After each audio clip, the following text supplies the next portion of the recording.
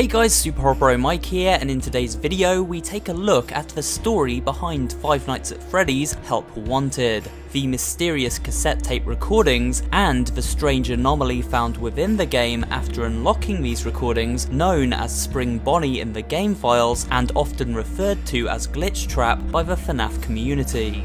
Who is this mysterious character and what does it want? Watch on to find out, or at least hear my interpretation of events. After all, with no real information from series creator Scott Cawthon, it is once again up to theorists and fans to come to their own conclusions. So let's assess all information logically and see if we can crack the proverbial code. Let's start with the basics. There are 16 tapes to collect throughout Help Wanted, and with each tape collected, Spring Bonnie or Glitchtrap moves closer to the player and becomes more whole. Almost as if the tapes are rebuilding his code, which we find out is exactly the case when listening to tape 15. I had created a series of logs for you documenting the troubled development of this VR game that you're now testing. Now I fear that those logs are being used as a Trojan horse. This thing exists within the game and attached itself to Tape Girl's recordings. We'll call her Tape Girl as again this seems to be the name the FNAF community has adopted. However, all we really know about this woman's identity is that she worked as a beta tester for this new virtual reality game from Fazbear Entertainment. She leaves the player 16 recordings, however these recordings are jumbled up and mostly out of order. Here is a screenshot I have compiled from translations of these tapes. I have placed them in an order I believe is mostly correct, so pause the video now and you can read through them in order if you wish, or if you wish to arrange the tapes yourself, here is that order. Tape 1, 4, 6, 9, 5, 7, 8, 3, 13, 10, 2, 11, 12, 14, 15, 16. I hope this helps you understand the story a little more clearly. Here is what I believe the story behind FNAF Help Wanted actually is, at least in broad strokes. Fazbear Entertainment are the owners of several once successful restaurants including Fredbear's Family Diner and Freddy Fazbear's Pizza, and creators of merchandise based on the animatronics found within these restaurants, merchandise such as toys and video games. However, the first developer Scott Cawthon, who worked for them to create video games based on their beloved characters, went rogue and included a bunch of secrets and hidden messages in the form of these 8-bit minigames and other cryptic imagery which alluded to Fazbear Entertainment and its subdivision Fazbear Electronics, who designed and engineered the animatronics, being caught up in some pretty nefarious and horrific news stories. Most notably that their animatronics had attacked people, and that a top-level employee at Fazbear Electronics and mastermind behind the original character designs, William Afton, had lured children to their deaths on site at the pizzeria before dying in a Springtrap suit himself, with the spirits of both the victims and Afton then inhabiting the animatronic endoskeletons thereafter.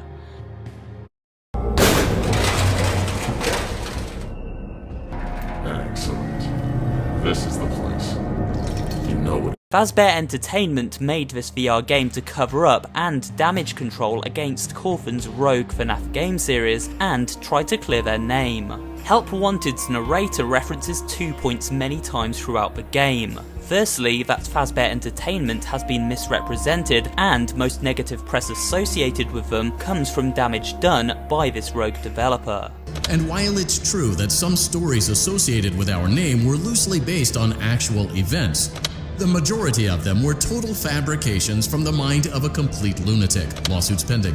And secondly, that the game and its characters are harmless and cannot kill the player. This is a completely controlled environment, and you aren't in any real danger. Fazbear Entertainment not responsible for real danger. We are also told to avoid interaction with any beta or unfinished code in the game and just forget it's there. So now onto these recordings. By listening to these tapes and contrasting it with the information we've just spoken about, things quickly fall into place. The tapes were left behind by a beta tester who recorded them both as a documentation of events at her game studio, the studio hired by Fazbear Entertainment to craft this VR game, as well as a warning to future testers and potential players such as ourselves. She was working alongside another tester known as Jeremy. Could this be the Jeremy Fitzgerald from the Rogue developer's original game series? Jeremy was the main protagonist in Five Nights 2, a security guard who worked the night shift at Freddy Fazbear's Pizza from November 8th, 1987 to November 13th, 1987, after which he disappeared, leading many to believe he was the victim of the Bite of 87. This, however, has never been directly proven or confirmed. Is it then possible that Jeremy, after leaving Fazbear's Pizza all those years ago, managed to get a job as a games tester on Fazbear's first official game for the digital age, Help Wanted? Well, yes, and as the tapes document, Jeremy didn't seem the most stable person in the world, which makes sense after the horrendous ordeal he was put through while on night duty all those years ago. Tape Girl references how Fazbear Entertainment gave the developer of this VR game certain objects to scan into the game to speed up pathfinding for their animatronics, but these items were mysteriously retrieved by the client under the cover of night days later. Someone was definitely here during the night. It had to have been the client. I mean, they sent us that stuff in the first place with no explanation, told us to scan it, said it would expedite the process so we wouldn't need to program any pathfinding ourselves.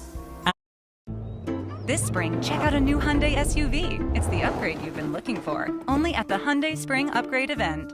Get 0% APR for 60 months on select vehicles, plus 0 payments for 90 days. And just before this happened, the storeroom these circuit boards were stored within was glowing with a bright light, while Jeremy was plugged into the VR game in the test room. The supply room was lit. I didn't even notice Jeremy standing in the testing room as I walked past. The supply room was so bright, glowing from all the way down the hall. What does all this mean? Well, shortly after these events occurred, Jeremy had a series of breakdowns and became obsessed with the game, reporting a rogue entity within the game code and seemingly became hung up on interacting with it. This led him to become unstable to the point he was eventually fired from the project, and at this point, Tape Girl took his place as the new beta tester. I knew I was in line to do the testing next. They'd been prepping me for it. I guess they knew that Jeremy would need to be replaced soon. So at this point in the story, this female tester discovered an email accidentally sent to the development team from Fazbear Entertainment, which seemed to confirm some of the hideous and criminal accusations levied at them by former Rogue developer Scott Cawthon. Basically, this new VR game was designed to discredit all these prior accusations and cover everything up. Those indie games were designed to conceal and make light of what happened. This isn't just an attempt to rebrand. It's an elaborate cover-up, a campaign to discredit everything. So why did the anomaly appear, why was Jeremy involved, and why is the glitch attached to the audio files? To answer this, we need to rewind slightly and look back at the character of William Afton and what we know about him from the original games series. This was a man who lured children into the back room of a restaurant before killing them and stuffing them inside an animatronics suit. Animatronics that perform on a stage at the pizzeria. In this game, when unlocking the pizza party ending, we are led through various Fazbear Entertainment locations via messages painted on the walls and ceilings, eventually being led to a stage within the pizzeria where everything originally went down and beckoned to take the stage by Glitchtrap himself. See how he is leading us to the back room and onto the stage. It symbolises exactly William Afton's actions from the original game series. That is because this anomaly is William Afton, once again hiding within a suit and trying to lure us closer and closer until he can merge with us. But why? To answer this next question, we have to ask another. Why is Glitchtrap even in this game to begin with? In our reality, Afton existed as a real person and later as a ghost within the body of Springtrap after the suit snapped shut on him while he hid from the spirits of the children at the diner.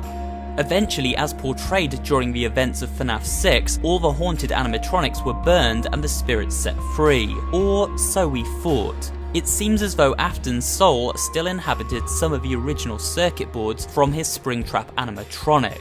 The circuit board likely scanned into this game. This is why Jeremy had been in the supply room and knew the paper slicer was there when asked. Have you ever heard of a guillotine paper slicer? I didn't even know we had one in the supply room. Jeremy used to do design work. I guess that's how he knew it was there.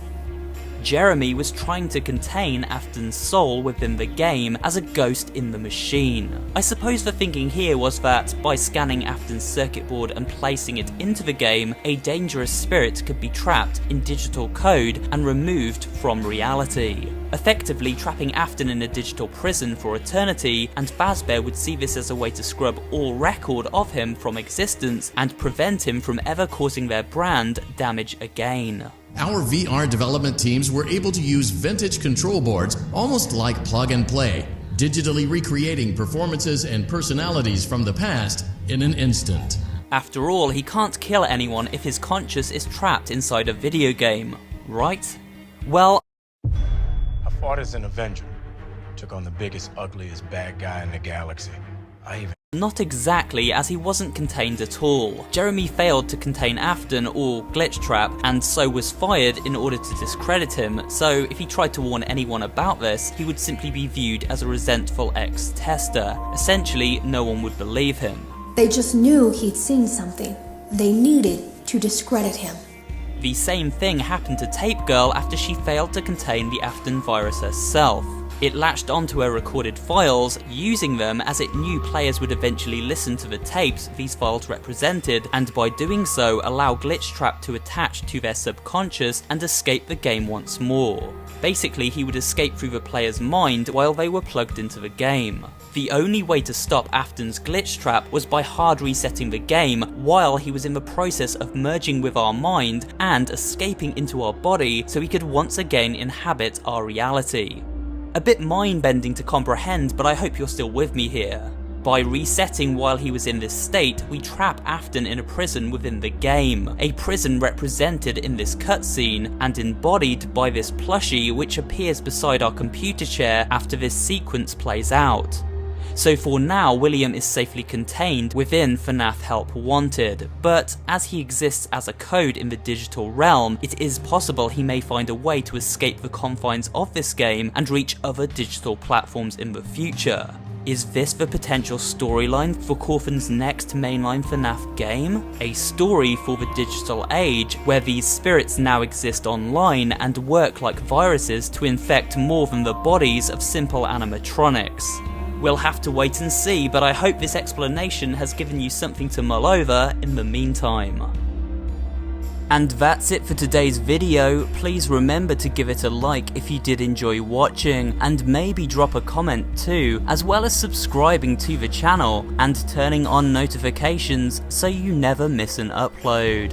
This channel specializes in variety horror content, including creepypasta readings, horror gaming facts and theories, and general interest pop culture horror videos. So if you're interested in all things spooky, you'll find something to enjoy here at Super Horror Bro. Thanks for watching, and I will see you on the next video.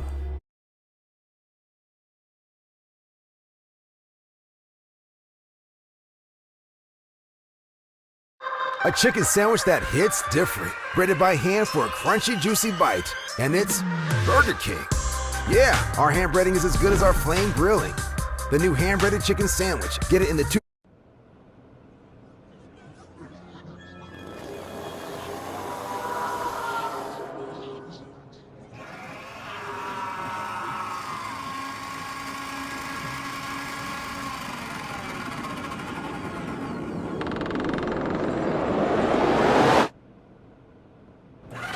It's back!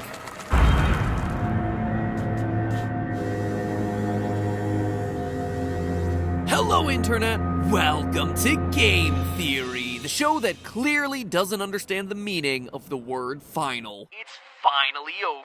That is the end. Last FNAF lore theory FNAF is at its end. The end. Final FNAF theory. But can you really blame me? These games have confirmed endings in FNAFs 3, 4, 6, and Ultimate Custom Night. It's like Doctor Strange saw 14 million different endings and Scott Cawthon was like, I'll take them all! Beginning to think FNAF World's inclusion of FNAF 57 Freddy in Space was less of a joke and more of a preview of coming attractions. So anyway, it's back. Call it it whatever you like. FNAF 7, FNAF VR, Help Wanted, MatPat Insanity Simulator. But after a year of detoxing, Five Nights at Freddy's is back with a new official game in the series, and it, more so than any other installment, feels like an inflection point. A game that is simultaneously looking back to pay tribute to where these games began, as well as a game that's looking forward to lay the groundwork for where this franchise is headed. This isn't just some quick VR cash grab for the series, this is a pivotal game in the canon that closes the book on the old lore and also launches us into FNAF: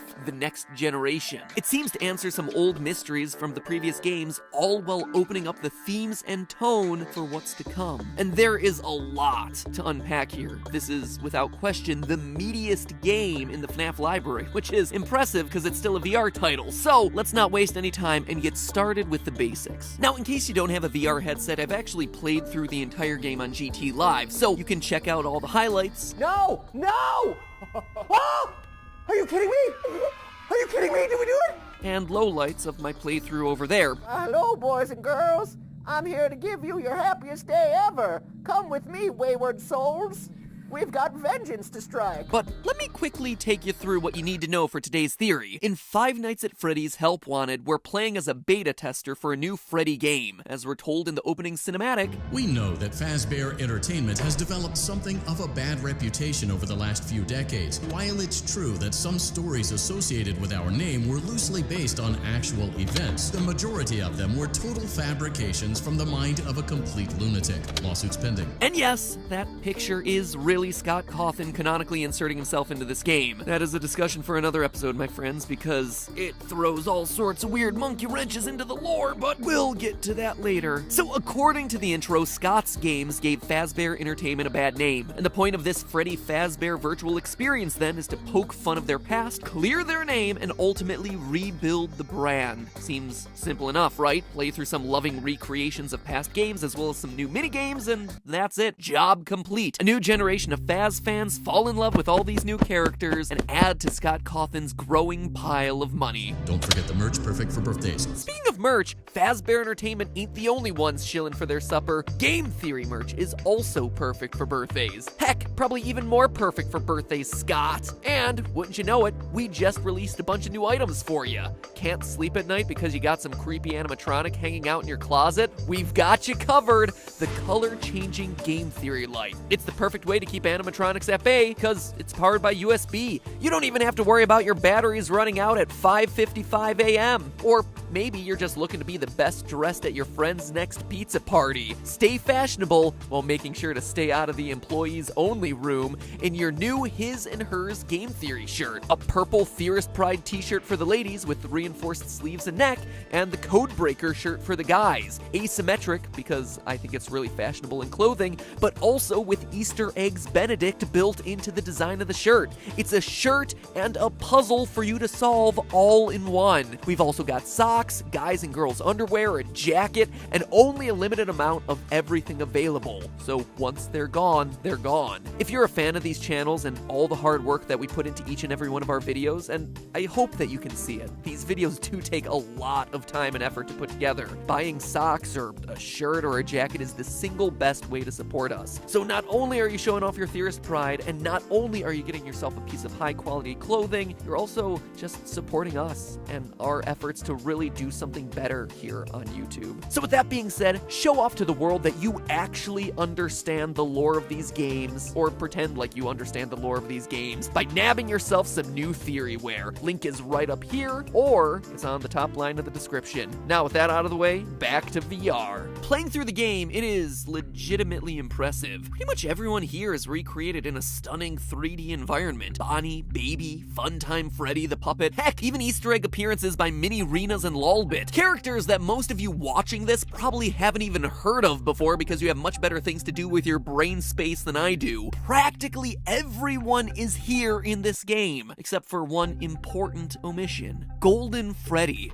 I mean, Allura isn't around either, but you know, I said important. But that seems weird, right? I mean, this is a game that drops you into perfect recreations of the first 3 installments of the series. You don't just forget about one of the most important characters to the lore of these games. Well, That's because it isn't some careless oversight. Golden Freddy isn't here for a reason. It's our first clue that this game isn't just a joke and is a canonical entry. Specifically, it tells us where it falls in line with everything else that we've played through. Golden Freddy isn't here because she's busy hanging out in HE double Chica arms with William Afton. Think back to the end of Ultimate Custom Night and our previous theories. By tracking the voice lines used throughout the game over screens, we were able to piece together that we're playing as William Afton in that game, child killer extraordinaire, and that the whole game was him trapped in heck to atone for his sins. And the thing that was keeping him there was the one he should not have killed, a girl named Cassidy, the spirit who had an axe to grind, possessing the Golden Freddy suit. The reason Golden Freddy isn't in FNAF VR is because the spirit is down there tormenting Willie A forever, from here until the end of the series. That's why the ultimate ending of Custom Night was Golden Freddy twitching off into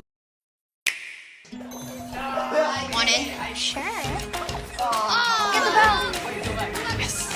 the darkness. Cassidy never gives up her soul, no matter what Old Man Consequences said. Further cementing that help wanted is now at the end of the FNAF timeline is this miserable little creature right here, the Scrap Baby plush. Because why wouldn't you want to cuddle with something that rips in half and eats children alive? Let me remind everyone who doesn't have an encyclopedic index of all 60 plus animatronics that have graced the screen in this franchise, that Scrap Baby is the homeless hobo version of the old baby after escaping sister location, and who was voted out of the Ennard tribe sometime between FNAF 5 and 6. Her only on-screen appearance is in FNAF 6, so the fact that a reference to her exists in this game at all means that it must come after her expulsion from Ennard, sometime definitely after FNAF 5, but again, with Golden Freddy missing, it seems to secure it after everything's burned down and closed. So we have ourselves a company that's trying to rebuild its reputation after a series of tragic events. Seems pretty simple, right? Of course not. This is a FNAF game. You know that the story is never going to be that obvious. Hidden throughout the game are cassette tapes that, when collected, unleash a new monster into the hallways of this pizzeria, what the game's files refer to as Glitchtrap, a yellow bunny with purple eyes. Yellow bunny with purple eyes, you say? I think I might know where this is headed. As you collect more and more tapes, this glitch rabbit comes closer and closer, becoming more and more fully formed. Beat all the minigames and you unlock the final challenge, Pizza Party, a nightmarish fever dream that mashes together every location that you just played through. Waiting for you at the end of this horrific maze is the single scariest moment from the entire franchise. And I can't emphasize that enough. It is literally chilling. What you learn is that you, a 7-year-old, have been lured to the back room of Freddy's. And what awaits you is your pizza party, complete with your favorite flavor of cake, all your best animatronic friends, and then Glitchtrap calls you to follow him. The music fades, and suddenly you're on stage. You're holding Freddy's microphone. You are Freddy. You've been stuffed. You are now a missing child, watching as your killer dances gleefully to the song that you're being forced to stand up on stage and sing. This isn't just a spoopy jump scare of some goofy character. This is real horror. So it definitely seems like this new character, Pedo Hair, over here is William Afton. I mean, sure, the suit isn't as bulky as a Springlock suit, but he's got all the other qualifications down. Yellow bunny fursona? Check. Association with the color purple? Check. Enjoys children's pizza parties? Just a wee bit too much? Big old check again. Then again, to call this character William would be missing a huge chunk of this game's story. This isn't William. Like I said, he's trapped in eternal torment with Cassidy, listening to Barney the Hippo over here tell his life story. Rye bread was always fresh on Tuesday. They made sourdough bread on Monday and threw it out Wednesday. What was I saying? No, to understand who, or better put, what this thing actually is, we need to examine the tapes that summoned Glitchtrap here in the first place. Scattered throughout the various minigames are 16 glitching cassettes left behind by a former game dev, Tape Girl, which, when put together, tell the story of a failing game company, a bit of malicious code, and some very stabby office supplies. We're also introduced to the story of another beta tester, who was in our position before us, named Jeremy, making this the third time that the name Jeremy has appeared in these games, with the first being FNAF 2's Night Guard, and then again on the gravestones in FNAF 6. Coincidence?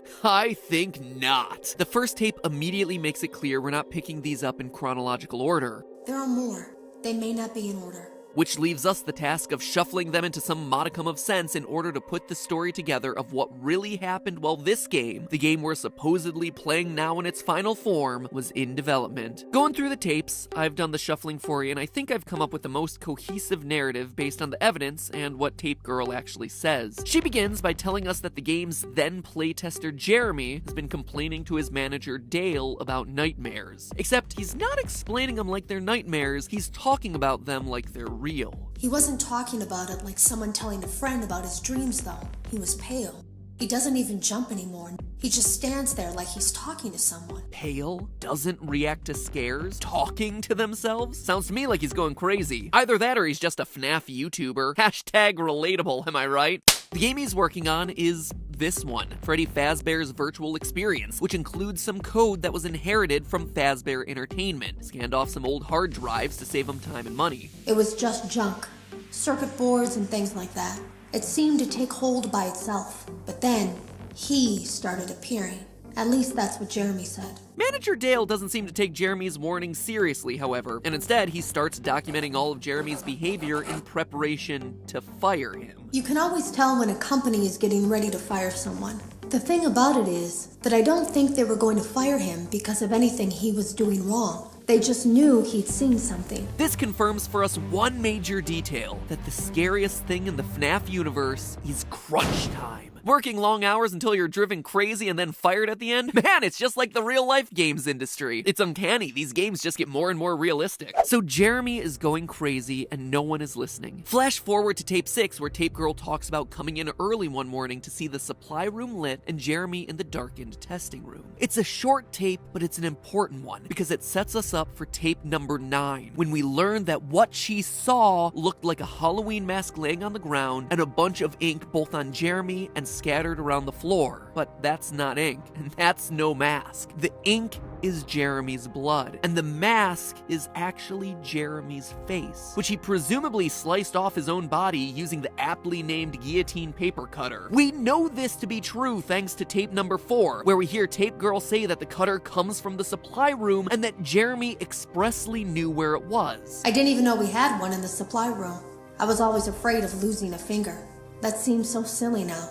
Jeremy used to do design work. I guess that's how he knew it was there. And for as extreme as this sounds, we know that he sliced off his face due to all these seemingly minute details about how his face was obscured that morning. I went back and peered in the window. I couldn't see his face. He had the visor covering his head. Anyone else getting some bizarre Bite of 87 vibes from this story? No? Is it just me? Huh. So Jeremy eventually dies from his injuries. After Jeremy's death, things start getting even weirder, which is a relative statement considering that this is the FNAF franchise we're talking about. Tape Girl overhears a conversation about a lawsuit in the aftermath of Jeremy's death, which makes perfect sense given that he died a horrific death on the job. In response, the company starts taking some serious steps to cover their tracks, namely to sell off the game and destroy evidence that could incriminate him. In the meantime, Tape Girl takes over Jeremy's role as playtester, and all we can hope is that she really cleaned that VR headset before she put that thing back on. She has 3 days to playtest the game. Across her audio logs, we learn that in that time, she sees Glitchtrap for the first time and comes to learn that he's attached itself to her audio logs. She tries to delete them, but can't. So instead of deleting them, she fragments and disperses them into the 16 small pieces we've been collecting throughout our playthrough, warning us that they shouldn't be reunited at any cost. Hide all traces of these logs that I've created. I fear that finding them and reassembling them will also reassemble the very thing I've tried so desperately to destroy. Whoops! Probably shouldn't have hidden that info on tape 15 of 16. After that, though, she seems to backtrack on her story, saying that in fact the entity in the game can be killed, and that to do so we should reassemble the tapes. Odd, but okay, we've got them all anyway, so might as well see what we can do. Glitchtrap attacks us once we have 16 tapes, and if we don't respond in time, we trade places with him. For a brief second, we see through his eyes back down at the console that we were just operating. Our consciousness has truly melded with his, just like the voiceover warned about at the top of the game. Fazbear Entertainment is not responsible for accidental digital consciousness transference. So that's a bad ending. But if we do manage to properly follow Tape Girl's instructions as he's trying to mind meld with us, well, he still seems like he escapes. Or at the very least, he definitely doesn't die. This should have been like some Mr. Smith in the Matrix moment where all his code disintegrates or something. But instead, we're trapped on one side of a door in the game. A bloody, hand-printed door with scratch marks clearly showing people stuck in here desperately trying to escape. And we see Glitchtrap practically skipping off into the darkness. This doesn't seem like... Finish your mid-fade without pausing. Try YouTube Premium on us and style uninterrupted. the ending we should be getting for putting all the pieces of the tape together and following all the tape maker's instructions. That would basically mean that FNAF VR has 3 losing scenarios here. Getting stuffed at the end of the pizza party, transferring consciousness on the home screen, and getting locked behind the door if you choose to follow Tape Girl's instructions. That can't be right. Can it? Well, maybe it is. Maybe that's the point of the game. Maybe we are destined to lose no matter what we do here. I mean, think about it. The canon ending of Sister Location was a bad ending, with Michael getting scooped. The canon ending of FNAF 4 was a bad ending, with the crying child getting bitten. In FNAF 6, you and literally everyone else burned to death. I mean, it's considered a victory, but you're still dead. Now, let's look closer at the text of the audio logs. There is something clearly wrong in them. The tapes start out just fine. They follow her story in a pretty logical way, and we know she's a real person in the real world because she's observing things from outside the game's testing room. Things like Jeremy complaining to management and the stuff that's present in the supply room. But then, upon closer inspection, you start noticing some strange anomalies. For instance, we have 2 tapes that both start with her introducing who she is. A hi or a hello followed by, "You don't know me," or "Can you hear me?" which is our first hint that something's a bit off. The same person is making these tapes the whole time, for the same audience. So why introduce herself to us twice, in both tape 1 and tape 15? Why would one end with her saying, "Now I fear that those logs are being used as a Trojan horse. If you're unable to abandon development, hide all traces of these logs that I've created." basically telling us to hide the logs, but then also say this. "There are more.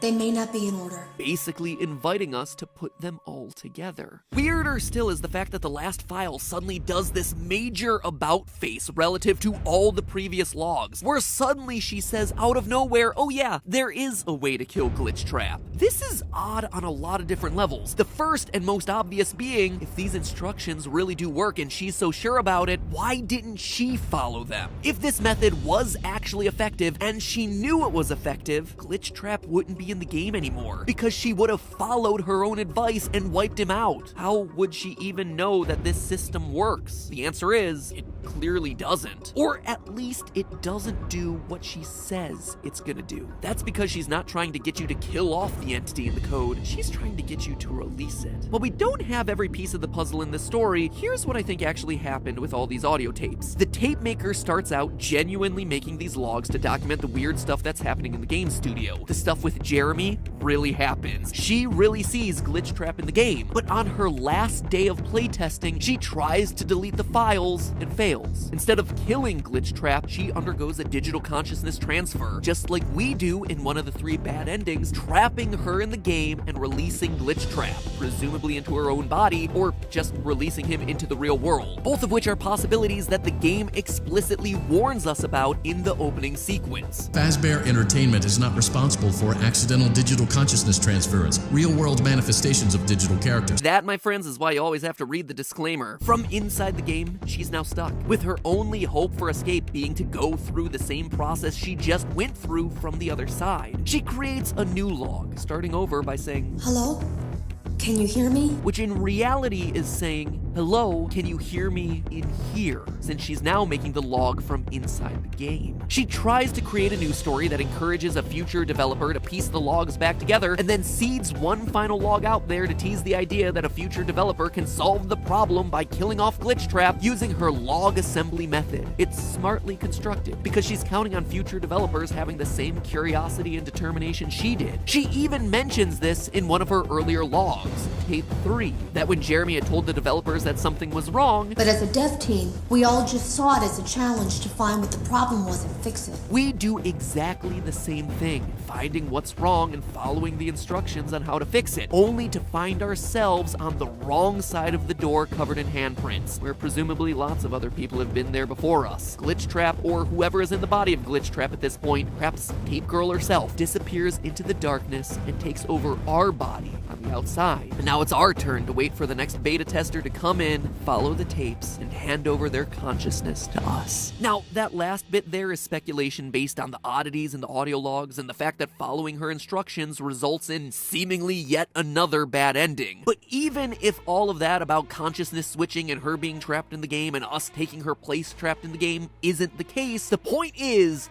William's back, just not in a way that any of us expected. What seems undeniable in Help Wanted's story is the fact that his consciousness was preserved in the circuit boards that got scanned to make this game. And now, he's here as Glitchtrap, tricking players into letting him escape. It's no longer the same guy. He's now an AI replicating the behaviors of William and snatching the body of whatever completionist is determined enough to play through all the elements of the game. In a funny way, it's exactly like the story we've been piecing together for Petscop. Odd, actually. Maybe they really are one and the same, both made by Scott Cawthon. The biggest lingering question now in my mind, though, how many Williams are out there? Is this just one instance of an AI looking to escape, and now we're the new host body? Or is it somehow able to replicate itself, copying and pasting its code into any mind out there that's playing its little game? Could we be entering a new part of the FNAF franchise with multiple William Aftons, all in completely different bodies? For as cool as that would be, and honestly I think this game could open up that world, I don't think that's going to be the case. I think that's why there's such an emphasis in this game on you being a beta tester. It's one instance of corrupted code and you happen to be playing it. And now you're infected by it. In the next generation of FNAF, you, or at least your body with William Afton's code in your head, is the new killer. And so on and so forth until we finally get to FNAF in space. But hey, that's just a theory. A game theory. And we should probably talk about Jeremy. It's weird that his name is used 3 times. There is no possible way that that's meant to be a coincidence. There's also this random appearance of Shadow Freddy, which I found in my playthrough, which again, seems like an odd little detail that's important to account for in the Pizza Party minigame. And the fact that Glitchtrap has 3 toes, just like the footprints that are outside of FNAF 6's house window. There is a lot more here in this game, but I honestly just need more time to think it all through. Rest assured though, I'll be back. I always come back. And that, my friends, is why you should subscribe and ring the bell to make sure that you're notified of all our new uploads, because you can bet I am not done with this new game quite just yet. There is just so much to unpack. And again, just as a reminder, we upload new theories every Saturday or Sunday. We've been doing it for years now, so please support the channel. Now, if you'll excuse me, I do really gotta figure out this Jeremy stuff. It's really bothering me. There's something here. There's something here. It's the linchpin in everything that came before. This is weird, man. Also, Scott